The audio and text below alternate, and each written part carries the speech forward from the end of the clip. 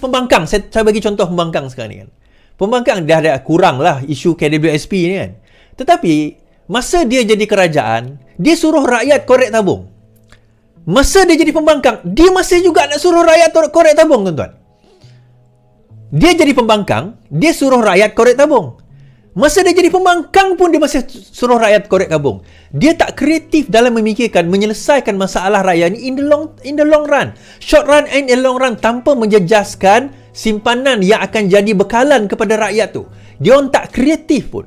Sepanjang 33 bulan mereka memerintah, tuan-tuan, mereka jadi kerajaan yang gagal. PKP yang terpanjang di dunia. Dan pada zaman mereka lah, menangislah engkau, tetapi ketahuilah, pada zaman engkau memerintah 33 bulan lah, rakyat menderita. Tak, bila mana yang rakyat pergi pacak bendera putih, tuan-tuan? Bila? 33 bulan. Sekarang ada yang pacak bendera putih? Tak ada. Kenapa pacak bendera putih? Sebab pada masa itu, teruknya komunikasi kita, sampai ada rakyat yang tak makan.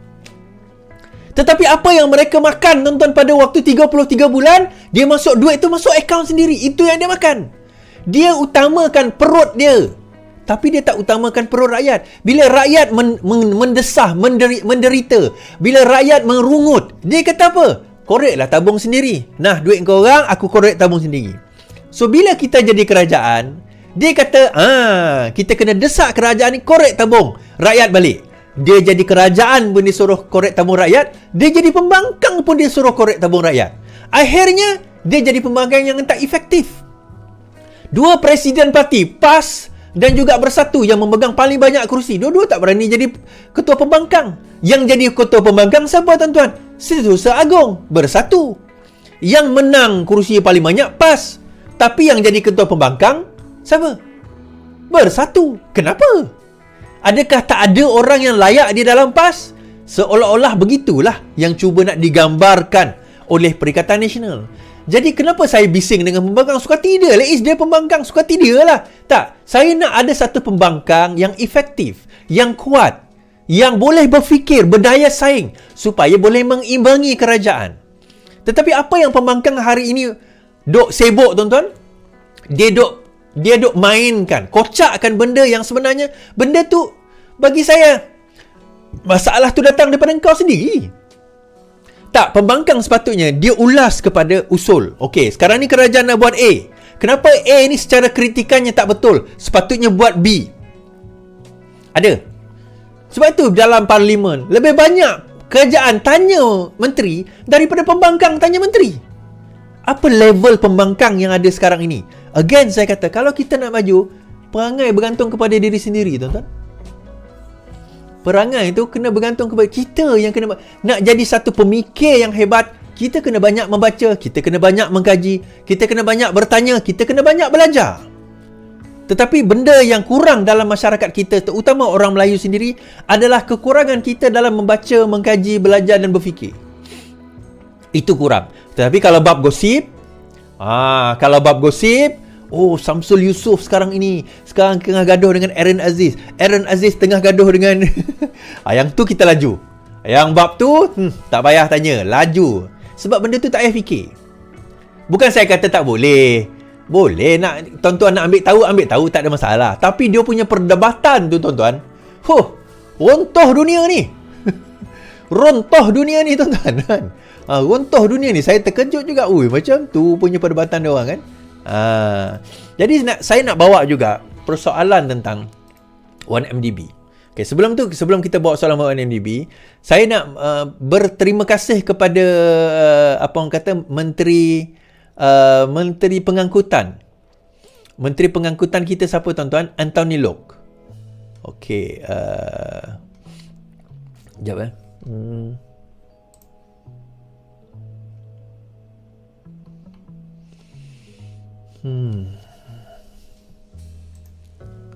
Check ni dulu. Tadi saya dah jumpa dah. Hilang.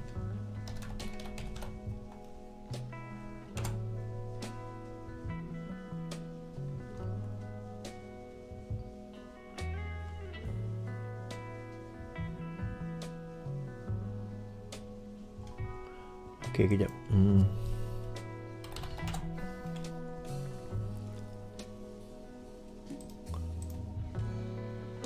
Okey. Now, apa yang Anthony Locke buat dalam tempoh masa yang terdekat ni tuan-tuan, selain daripada benda-benda yang lain tu lah, ada dua perkara yang beliau lakukan, Anthony Locke ni. Jadi benda ni kita dah suggest lama dah, okay? Tetapi benda ini sekarang ini kita dah nampak bagaimana Menteri Kementerian Pemangkutan di bawah Kerajaan Madani, di bawah Kerajaan Datuk Seri Anwar Ibrahim ini telah mendemokratisikan, democratizing dua perkara yang sangat besar di dalam negara kita. Yang pertama adalah mengenai tol, yang kedua adalah mengenai Puspakom. Baik, kita cerita tentang tol dahulu. 3 kementerian kerjasama untuk sistem pembayaran tol terbuka lebuh raya. 3 kementerian akan berbincang dan berganding bahu dalam rancangan mengintegrasikan sistem pembayaran terbuka dalam negara. Menteri Perdagangan dan Kos Sara Hidup Salahuddin Ayub berkata, KPDN telah bersetuju mengadakan sesi libat urus dengan Kementerian Kerja Raya dan Kementerian Pemangkutan untuk meluaskan sistem pembayaran terbuka kepada lebuh raya Utara Selatan. Okey, libat urus itu berterusan terutama dengan pihak LNM supaya semua lebuh raya menggunakan sistem terbuka. Dengan cara itu, pembayaran biasa seperti kad kredit dan kredit kad juga boleh digunakan katanya. Dalam masa yang sama, kerajaan juga pertimbang pecah monopoli Puspakom pula. Selepas pembayaran tol Touch and Go, kerajaan memecahkan pula monopoli Puspakom sebagai pemeriksa berkala kenderaan tunggal bagi pihak JPJ. Perkhidmatan itu akan dibuka kepada pihak berkelayakan dan memenuhi syarat serta konsesi semasa kepada Puspakom tamat pada 31 Ogos depan. Proses pelawaan pihak-pihak yang berminat akan dalam perkhidmatan pemeriksaan berkala kenderaan bermotor dijangka akan bermula selewatnya dalam suku pertama 2024. Keputusan tersebut adalah selaras dengan hasrat untuk mewujudkan persekitaran perkhidmatan yang berdaya saing serta memudahkan seluruh rakyat Malaysia. Now, apa sebenarnya tujuan kita memecahkan monopoli? Kita tak nampak monopoli Puspakom dan juga monopoli Touch and Go. Orang tak tahu sebenarnya Touch and Go ni apa. Touch and Go ni adalah satu syarikat, antaranya adalah dimiliki oleh AliExpress. AliExpress tu apa is? Alibaba. Okay, itu antara yang memiliki syarikat Touch and Go. So sebelum ini kita hanya menggunakan satu perkhidmatan untuk membayar tol kita, iaitu Touch and Go. Rupanya ada sistem yang kita boleh buka. Selepas ini untuk Touch and Go pembayaran itu kita boleh bayar guna semua jenis. Mungkin debit card boleh, credit card boleh, Touch and Go boleh, Boost boleh, Grab boleh. Kita nak pakai apa sistem yang ada e-wallet tu mungkin boleh selepas ini menggunakan kad sistem terbuka selepas ini. Jadi apa tujuan dia tuan-tuan? Isu dia, kita nak bercakap tentang mengurangkan tol sehingga akhirnya menghapuskan tol. Tetapi bila sesuatu itu dimonopolikan oleh sebuah syarikat, persoalan untuk menghapuskan tu dah jadi mustahil. Saya dah bercakap tentang oligarki kan hari tu kan. Oligarki adalah mereka yang menguasai pemerintah kerana dia ada kepentingan keuangan, kepentingan bisnes. So dalam perkara ini, bila dah dipecahkan orang kata monopoli tersebut, sekarang ini ada kemungkinan tak kita boleh mengurangkan kos? Boleh sebenarnya. Kerana apa? Rundingan kita bukan setakat kepada pemegang konsesi tol tersebut, tetapi juga dia tidak lagi terikat dengan pembayaran tol yang sebelum ini menguasai almost 100% kepada pembayaran tol. Sekarang ni ialah kita ada RFID kan. Begitu juga dengan Puspakom. Cerita tentang mendemokrasikan pemeriksaan berjadual berkala ni bukan benda baru tuan-tuan.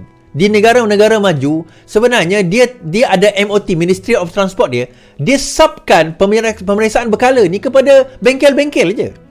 Malah saya cakap dengan benda ni dengan kawan saya dalam beberapa bulan lepas. Rupanya Anthony Locke dah buat dah. Kenapa perkara ni penting? Akhirnya, kalau kita tak pergi kepada Puspakom saja, berkemungkinan tak kos itu boleh turun? Ada. Ada tak kemungkinan kos itu boleh turun? Ada. Kerana apa? Pendemokrasian orang yang boleh membuat jadual pemeriksaan berkala ini. Sekarang ini kita tak perlu pergi ke Puspakom sahaja. Mungkin Puspakom akan ada salah satu, tetapi kita boleh juga pergi ke bengkel-bengkel yang bertauliah, yang mempunyai kemudahan-kemudahan seperti mana yang ada oleh Puspakom. Berkemungkinan. Dulu kalau kat UK, kalau saya nak beli kereta, every year kita kena renew MOT tau. Nak tengok dipanggil roadworthiness kereta tersebut. Tak tahulah sekarang ni di zaman 20 tahun dulu kan. So kalau kita nak buat tu, kita pergi ke bengkel yang ada dalam senarai. Kita tak payah pergi Puspakom dah. So kita pergi ke bengkel tu, dia akan check. Dia akan adalah point check dia. Dia akan check, okay, cukup. Kemudian dia bagi kita MOT. Dia macam nak kata rotek, bukan rotek lah, tapi itu lesen untuk kita kata kenderaan ini sesuai berjalan di di jalan raya, boleh digunakan di jalan raya. So dengan perkara tersebut, harga murah, masa singkat, kita boleh mengurangkan kos, terutama sekarang ini yang jadual berkala ni siapa tuan-tuan? Yang cek berkala ni siapa? Taksi, lori, van, pengangkutan-pengangkutan awam dan sebagainya. Mereka ini yang kena jadual berkala, dan kadang-kadang saya pernah borak dengan pemandu taksi, dia kata terpaksa dia queue lama sebab nak masuk ke Puspakom. Ni lama dah saya cerita, saya borak dengan dia. So dengan adanya pendemokrasian ini, diharapkan memudahkan mereka, mengurangkan masa, mengurangkan kos. Jadi inilah saya maksudkan tadi tuan-tuan, berkenaan dengan pembangkang yang efektif. Sebagai pembangkang, dia kena efektif. Setuju ke tak setuju dengan perkara ini? Tak setuju, nyatakan alternatif. Masa jadi kerajaan, tak ada terfikir dia orang benda-benda macam ni tuan-tuan. So dia mainkan isu-isu yang picisan-picisan, yang sebenarnya masalah tu dia orang sendiri yang wujudkan. Telur tak ada. Zaman kau memerintah yang menyebabkan telur tak ada. Bila kita take over, tiba-tiba telur, takkanlah masa kau memerintah telur penuh, dalam gudang penuh, tiba-tiba kita memerintah telur tak ada. Mustahil.